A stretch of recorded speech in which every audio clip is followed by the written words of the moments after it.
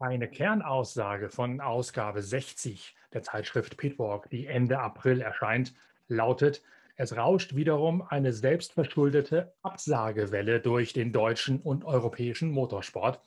Wir beleuchten in diesem Heft in der Geschichte Impf-Tirade die Hintergründe, warum der Motorsport nicht aus der Corona-Starre rauskommt, warum man immer wieder neue Notfallpläne braucht, sowohl in Deutschland mit der Absage des Gruppe C Comebacks auf dem Hockenheimring für Mai, als auch beispielsweise in Le Mans beim dortigen 24-Stunden-Rennen, das ja ebenfalls verschoben worden ist. Wir haben da sehr viele Hintergründe, auch wirtschaftliche Zusammenhänge bereits rausgearbeitet, die in Ausgabe 60 unserer Zeitschrift PITWALK stehen werden.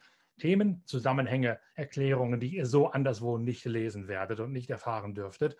Ein Grundpfeiler der Recherche für diese große Geschichte Impf-Tirade sind Gespräche gewesen, die ich, Norbert Ockenga, als Chefredakteur geführt habe mit zwei wichtigen Geschäftsführern von Rennstrecken in den Vereinigten Staaten von Amerika.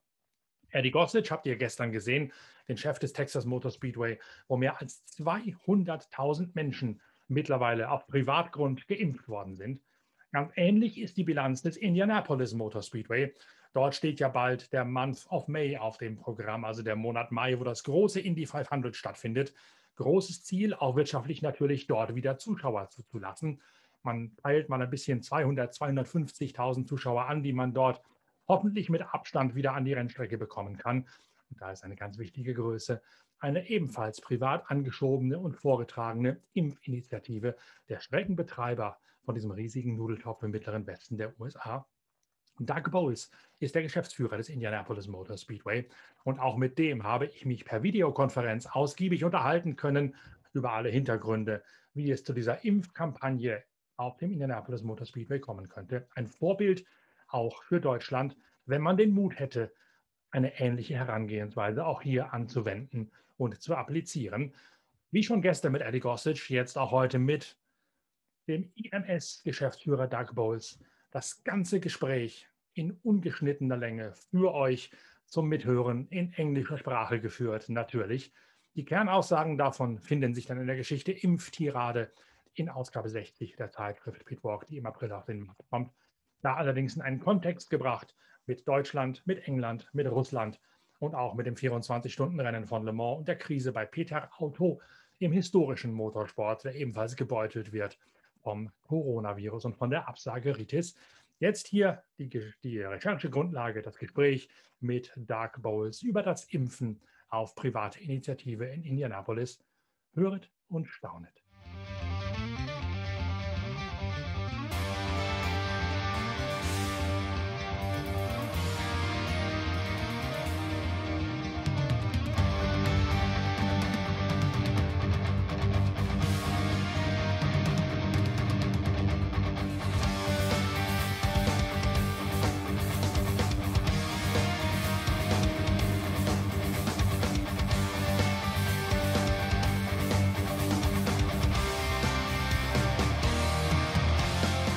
So then, the reason I got aware of this is that Simon Pagenaud is a regular column writer of ours.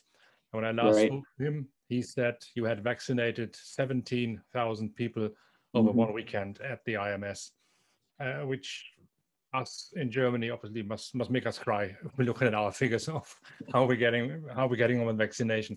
So I was wondering, how did that happen? Who could apply for that? Was it for everybody from the Who's area, from the Indianapolis area, or was it just for ticket holders or wannabe race attendants? Well, so two things. I'll kind of explain to you how it started in just a minute, but we just announced a couple of days ago that we're actually going to do 16 more days in the course of throughout April here at the Speedway, and we anticipate getting about another 100,000 people vaccinated. So by the time we get to May 1st, we hope about somewhere between 115 and 120,000 people will have been vaccinated here at the Speedway. And it's the Johnson & Johnson shot. So it's the single shot. So it's, they don't have to come back for a second shot. But, when the pandemic started, and especially as it became clear that vaccinations were going to be available at some point in time, we reached out to our state authorities and our local authorities and said, if you ever need a location to get a lot of people through in a short amount of time, that the Indianapolis Motor Speedway was interested in helping. That was in December. And at that point in time, our local government, our state and local government didn't know when vaccines would be coming or how many would be coming. So they really didn't couldn't take us up on the offer. And then as vaccines started rolling in January and in February, we got a call from the state. So from our governor's office here in the state that said, hey, we're going to get the first supply of Johnson & Johnson, and we want to do a mass vaccination clinic. And they wanted to do 3 in the state. They wanted the first one to be here. They did one at Notre Dame University just a few days after ours, and one in the southern part of the state. So they covered us with the central, Notre Dame on the north side, and then another university on the south part of the state. And then the state put together that through our application website. You had to be a resident of Indiana, but you didn't have to be specific to a certain county or a certain city. So the state of Indiana is divided into 92 local governing districts. They're counties. So Indianapolis fits in Marion County, and then they're throughout the state. The neat thing about those 17,000 people that came through over the 4 days, we had almost somebody from every single county. So people from near the Chicago area or down in the Louisville area all drove because they wanted to get their vaccination at the Indianapolis Motor Speedway. So we, it took a significant effort. We worked with our state authorities, but also with our National Guard. So those are Army people that are enlisted in the Army, but only part-time. So they work weekends in the Army. They have full-time jobs elsewhere. So a lot of the National Guard officers and members came out and helped us work through traffic. We had State Board of Health folks helping administer the vaccines alongside the National Guard folks. And then we have a partnership with a local hospital here, and they brought a lot of folks in as well. So the next step for us in April, same thing. Anybody that lives in Indiana can go on and register. In fact, the first day is going to be April 1st. It's already completely full. The April 2nd and April 3rd are close to being full. And then we'll do the 13th through the 18th, and then again, the 24th through the end of the month. And anybody in Indiana can go on and register for that. Starting on Monday coming up, actually right now you have to be 40 and above, but starting on Monday coming up is 16 and above throughout the state of Indiana are allowed to do that. So we think we're going to get to those 100,000 additional folks here in the month of April. So, but you need doctors and nurses to be on site to actually put in the jab and to make sure that nobody collapses from it or whatever. Is that something which you did? So the way it worked, it was actually pretty neat. You registered online for a time, and we wanted you to show up really close to your time. So 10 minutes before, 10 minutes after, we wanted you to come in your time period. You came in under the tunnel on the south end of the racetrack between turns 1 and 2. You come in and the museum is right there. And in the museum parking lot, we had staff that helped put you in a lane. You showed your ID. They checked off to make sure that you were at the right time. And some people came with multiple folks. So like I might have come with my wife. And then what we did is we gave you a card. And that card you showed to our traffic folks, and that card told them which way to send you. So we either sent you to the south side of pit lane or to the north side of pit lane. And then folks drove actually in the old F1 garages. So when you drove into the F1 garages, we had 20 of those garages that we were using. So we directed you to a particular garage. You walked into that garage. They double checked again to make sure it was the right person. And then you rolled your sleeve up and you got your shot there from a medical person. And then you actually left the garage. You drove through the F1 garage and then down pit lane. And then we had you go to a holding area because you have to wait for 15 minutes to make sure you don't have a reaction. A little card that said how long you had to be. And as your 15 minutes expired, we made sure you're okay. And then we sent you on your way. So it typically took somebody from the time that they drove in the speedway until they were released from the 15-minute holding area was about 25 to 30 minutes. But the neat thing about it for people is they got a chance to, that was administered in the F1 garages. They pulled out, a lot of people would get a picture taking their car with the pagoda behind it. They drove down pit lane. So it was a really fun racing experience. What I was impressed the most about was how many folks who actually weren't sure whether they were going to get a vaccine or not. There's a certain amount of population out there that are worried about it. The number of people that were sort of on the fence who said, because it's at the Indianapolis Motor Speedway, I'm going to go get it. It was kind of refreshing to see those folks do that. I actually drove the governor out there. We kicked the event off, and so the governor got his vaccine in his right arm because he was in the passenger seat, and I got mine in my left arm, and it started that way. So it was nice to get it done as well. The sense of relief when you've had the vaccine is a lot more powerful than I thought it would be. So the Formula One garages, I was there for all the Formula One Grand Prix, so I know where they are. Yep, you know exactly where it was. Absolutely. Yes, I do. But they were big enough and large enough and also wide enough to drive through and have everything taken care of and no traffic jam, whatever. And they didn't need to go through Gasoline Alley or to, if I remember correctly, there were the Formula One garages. Yep. And then there was the other building in the garage area, as you would call it, where they had the team hospitalities at that time. Correct. And where they were catering and all this kind of stuff. That was untouched. It was just the main pit road for Formula One at the time. Correct. So we just used the Formula One garages. The garages that are in where hospitality was for F1, those are the garages that IndyCar normally uses. You can't drive through them, right? You can drive in them, then you'd have to back out. So the beauty of the F1 garage is you could drive in one side and then drive out the other, because you know how the F1 cars work. You know, you load them in the back, and then they were driving in and out of pit lane from there. So it worked out perfectly. We liked it too because, unfortunately, the weather was nice those 4 days, but it would have provided protection from rain or snow or anything that might have happened. So it worked out really, really well for us. And that's we'll do it the same way in April. And they were shooting up. I know shooting up means something different in America normally, but they were shooting up from either side, passenger side and driver side. Correct. So you could, and even for some people brought, you know, like a husband and wife would have brought like the wife's mom and the wife's dad. So you could have had 4 people in a car, and they were using both sides. So you never got out of your car. So that was a nice thing. You were, you know, when you were checking in, you wore your mask. The people working with them wore their masks. So from that standpoint, you know, it was really safe. There wasn't a lot of interactivity. You didn't sit in a waiting room with people you didn't know. So it worked out really well for us as a way to let somebody come in, get a vaccine, not be exposed to other folks, and then be completely done, because it's just the one shot. Just to understand it a little bit better, there is no such thing as we have in Germany, which we call a vaccination center, which has been put up permanently in a gym hall or something, which is then basically sitting idle and waiting for people to turn up, and we get an invitation whenever we're ready. I've got a lung disease, so I'm in the group which is on now, in the guys which are about 70 and above, and guys with some problems with the lungs. But I have to wait for an invitation from the state to actually say I may now apply for a date, and then I have to wait for one until somebody says you are good to go on June 15th or whatever. It's all way less complicated the way you were handling it. There was no invitation needed.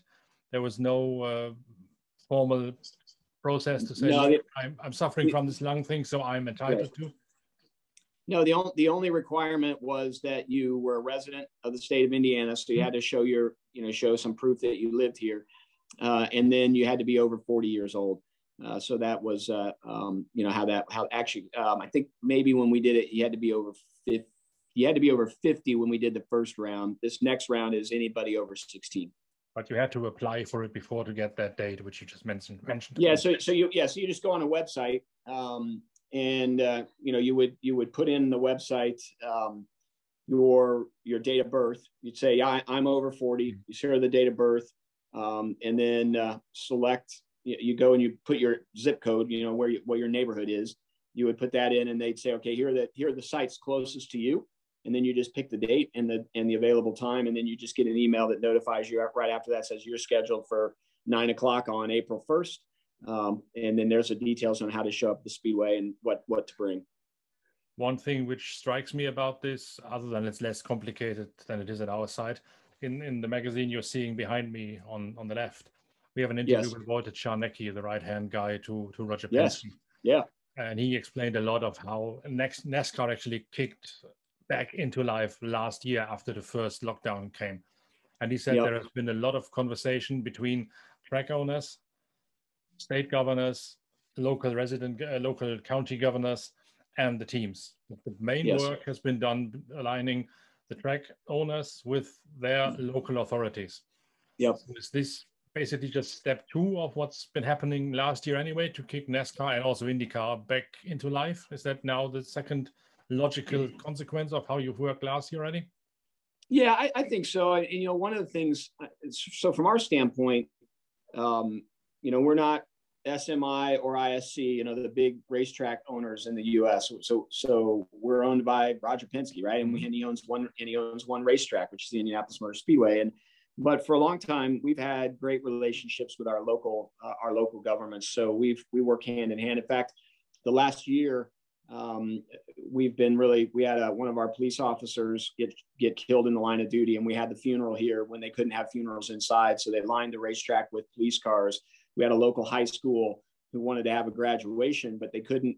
So we did the same thing. We allowed the students to drive their cars across the start finish line, and we handed them their diploma. We did toy drives, we did food drives. So we work hand in hand with our local government quite a bit to find ways to give back to the community. So this was just another extension of that. But ISC, SMI, all of us as racetracks get together as well and make sure that we're all working with our local government authorities, whether it's the mayor of Indianapolis or the governor of the state of Indiana and vice versa, or others. Tracks do the same thing, and I do think our government officials understand how important racetracks and the visitors that come to attend our races are to the economy in our local markets. So we've got a kind of nice seat at the table when we need to talk to our local government officials. I suppose you're also doing this not just because you've been nice and friendly to the region of Indiana, but also because you assume that obviously the sooner you get over all this rubbish, you're going to get people back into the month of May and the arena as well. Yes. So they have to have a vaccination certificate of some form to get into the race on the grandstand? Not yet. We don't know yet what's going to be required. So that's a conversation that we'll be having with our local government authorities. So we have a big event in the United States called the NCAA basketball tournament, which is where all the college and universities play basketball to declare a national champion. And all of those games are taking place in Indianapolis, about 4 miles from the Indianapolis Motor Speedway. And so what we're really, and they're allowing a small percentage of spectators at those events. But there are a lot of people in Indianapolis. There's a lot more people going to restaurants. So what we're really doing is letting our city get through that, give them an opportunity to review how that went, make sure that there weren't any challenges or issues, or if they were, how to address them. And then we'll have a conversation with the city about what can we do in May? How can we have fans here? We know we're going to get to have fans. The question is just how many and what protocols will be in place.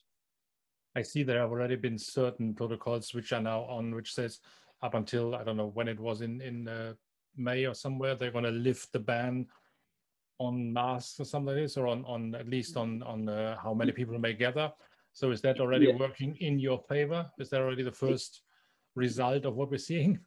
What you've done? I think it depends on what how effective people believe the mask is, right? So some states have completely lifted their mask mandates. The state of Indiana still today has a mask mandate. So if you're outside or at a public place, you have to wear your mask.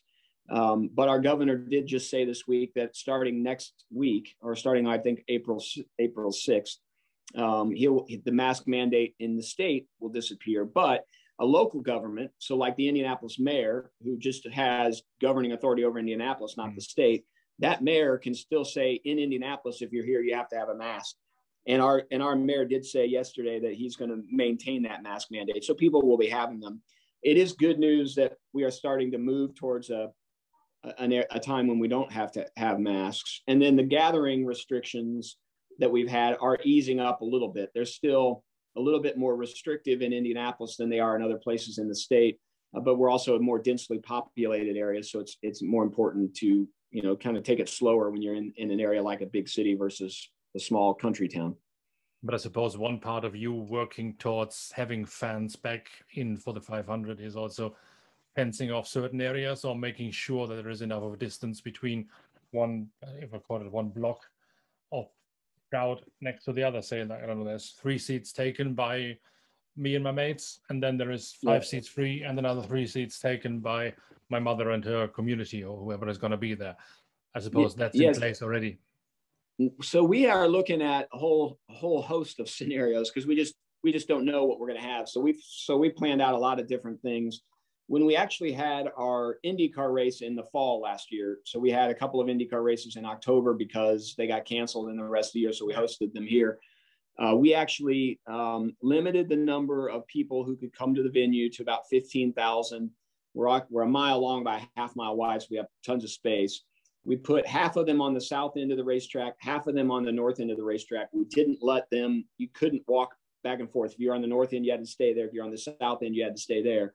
And then in the seats, the way we did the seats is we did 2 seats for people sitting, 1 seat empty, 2 seats, people sitting. And then we did the opposite on the row above or behind, where it would be 2 empty seats, 1 where you could sit, 2 empty seats. So you basically, when you sat somewhere, you didn't have anybody in front or behind you. You might have somebody sort of catty cornered, like right above you to the right or the left. And that seemed to work out pretty well. So we don't know what we'll end up with, but we'll continue. We're hoping we can have as many people as we can, but it's just going to depend on how the metrics tend to go over the next 30 days. And is that a concept which you came up with, or which the mayor and his offices came up with and said this might be no?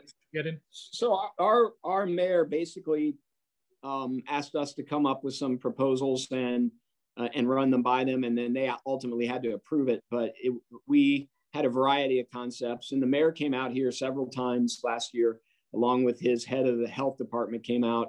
The other good news for us is we're an outside venue, and so the outside transmission is a lot less than an inside transmission. So that they were a little less restrictive on us than they might have been if we were an indoor venue. And is there any maybe unofficial link to say whoever is getting his vaccine or her vaccine now in the IMS is going to be guaranteed a ticket if he wants so?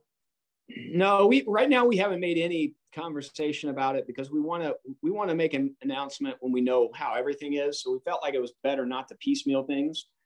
So where we are in the vaccine right now is we're just encouraging everybody. We got a great opportunity to get 100,000 people here over the course of the next 30 days. We're just really encouraging people to take advantage of that, come out.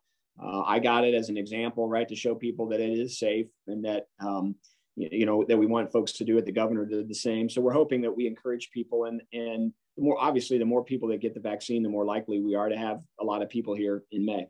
But it would be a win-win situation, say, because you encourage them by giving them the incentive. If you show up, you're going to get a ticket for the 500 if you want to attend, and vice versa. Yeah. You can lure them in and say, look, this is going to help us. Yeah, and so where we've been right now is we're just saying that anything like this helps us. We haven't taken that next step to say, if you have a vaccine, you're guaranteed. Good. I think that's all I need to know for now. Unless all right, anything which you think is important.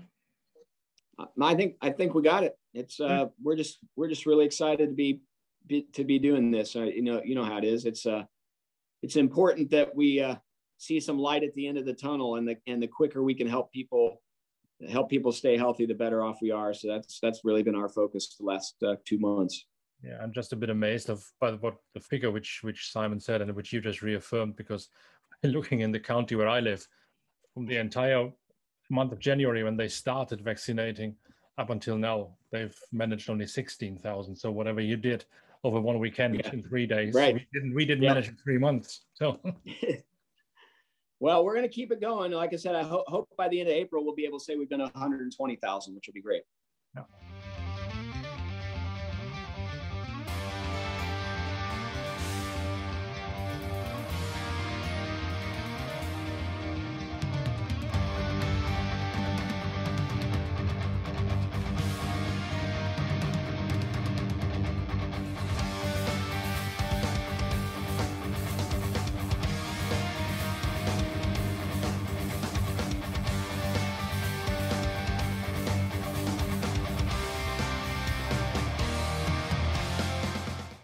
Auch das, was man da gehört hat, macht einen aus deutscher Sicht durchaus nachdenklich. Um wie viel besser könnte das alles entscheidende Prozedere laufen, um die Pandemie zu beenden, zumindest aber zu verkürzen, wenn man denn mal tatsächlich stringent durchimpfen würde und die Bürokratie über Bord werfen würde, wie die Amerikaner es in ihrer ihnen eigenen Art machen. Eddie Gossage gestern, Doug Boles heute haben gezeigt, wie es gehen kann, wenn man es denn tatsächlich machen möchte. In den USA ist das Ganze getrieben vom Pragmatismus, möglichst schnell aus dem Dauerlockdown wieder rauszukommen. Es scheint zu funktionieren. In Indianapolis werden Zuschauer zugelassen werden. In Texas Anfang Mai, eine Woche vor dem gesagten Rennen von Hockenheim brisanterweise, darf man komplett ohne Restriktionen wieder zu großen Veranstaltungen gehen. Die Amerikaner sind da also einen deutlichen Schritt voraus. In der Geschichte, in der nächsten Ausgabe der Zeitschrift PITWALK, werdet ihr sehen, dass das auch in Russland anders ist, dass es auch in England mittlerweile anders ist und dass nur der europäische Part insgesamt und Deutschland insbesondere hinterherhinkt. Warum das so ist, das erfahrt ihr alles in Ausgabe 60 der Zeitschrift PITWALK. Bis dahin guckt nochmal in Ausgabe 58, wo wir ein großes Interview haben mit der rechten Hand von Roger Penske, nämlich mit Walter Czarnecki, der sehr genau erklärt, wie die NASCAR und die IndyCar den ersten Lockdown überwunden haben und wieder zurück in den Alltag gekommen sind. Ebenfalls in diesem Heft ein Gespräch mit David Richards, dem Chef von Motorsport UK, dem dortigen Dachverband. Da hat nämlich das Pendant des DMSB in England dafür gesorgt, dass der Motorsport mit Schwung wieder angeschoben werden konnte. Ganz anders, als es der DMSB in Deutschland macht. Wie das geht und warum der Motorsport UK dort eine Vorbildfunktion hat, auch im Vergleich zum DMSB, das steht ebenfalls in dem Heft. Und das Thema Corona und Formel 1, das wird in der Ausgabe hinter mir, die noch aktuell ist, bis Heft 60 Ende April kommt, ausgiebig beleuchtet. Da ist nämlich eine Geschichte drin, wie die Formel 1-Teams an ihren Basen in England, aber auch im Fahrerlager mit der Corona-Testpflicht, mit den Selbstbeschränkungen, mit Quarantäne, mit all diesen ganzen Hintergründen umgehen. Wie das Leben im Corona-Fahrerlager sich abspielt, das wird dort sehr genau aus einer Insider-Perspektive heraus beschrieben. Hat man so auch noch nirgendwo gelesen, finde ich aber persönlich in Zeiten wie diesen unglaublich interessant, um mal zu gucken, wie wird denn eigentlich tatsächlich wirklich damit umgegangen? Wie bestimmt die Seuche und der Umgang damit den Alltag im Fahrerlager und an den Teamsitzen der Formel 1? Diese beiden Ausgaben sind also, wie man so schön sagt, ein Must-Read für all diejenigen, die mit offenen Augen durch die Motorsportwelt gehen und die sich Gedanken machen, warum es im Ausland so viel besser funktioniert als in Deutschland. In dieselbe Bresche springen wir mit den Gesprächen mit Eddie Gossage gestern und Doug Boles heute vom Texas bzw. Indianapolis Motor Speedway. Beide sind in ungeschnittener Version veröffentlicht, um euch eine Grundlage zu geben, eine Vorbildung für die dann kommende Ausgabe 60 der Zeitschrift PITWALK mit der großen Geschichte Impf-Tirade zu den Folgen von Corona auf den weltweiten und den deutschen Motorsport. Anlass da natürlich auch die Absage des Gruppe C-Rennens auf dem Hockenheim, die, auch das muss man ganz klar sagen, hätte vermieden werden können, wenn die Politik anders agiert hätte, als sie das getan hat. Teilt uns gerne mit, was ihr davon haltet. Dafür gibt es ja die Kommentarspalten hier unter dem Video auf dem YouTube-Channel der Zeitschrift PITWALK. Das Thema wird uns noch eine ganze Weile begleiten und je mehr Meinung wir dazu haben in der Redaktion PITWALK, desto besser ist das Ganze für uns. Wir finden das unglaublich spannend. Nicht zuletzt deswegen haben wir uns da ja auch als Meinungsführer und als großer Faktenchecker herausgebildet innerhalb der deutschen Motorsport-Medienlandschaft.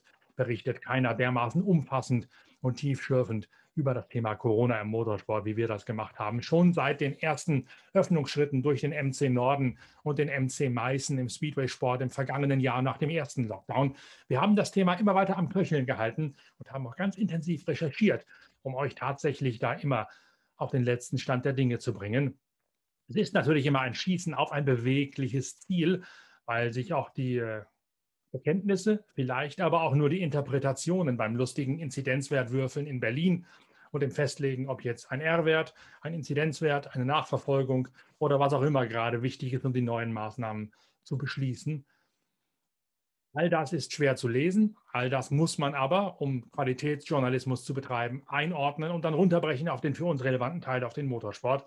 Das haben wir gemacht. Ein ganzes Jahr über, seit die Pandemie tobt, sind wir dort hart am Ball geblieben und haben das Ohr auf dem Gleis gelassen, mit dem Ergebnis, dass wir jetzt die beiden großen Gespräche hatten mit Eddie Gossage und mit Doug Boles und dass wir im Heft Nummer 60 der Zeitschrift PITWALK vom April euch die nächste Exklusivgeschichte zum Thema Motorsport trotz und mit Corona präsentieren können.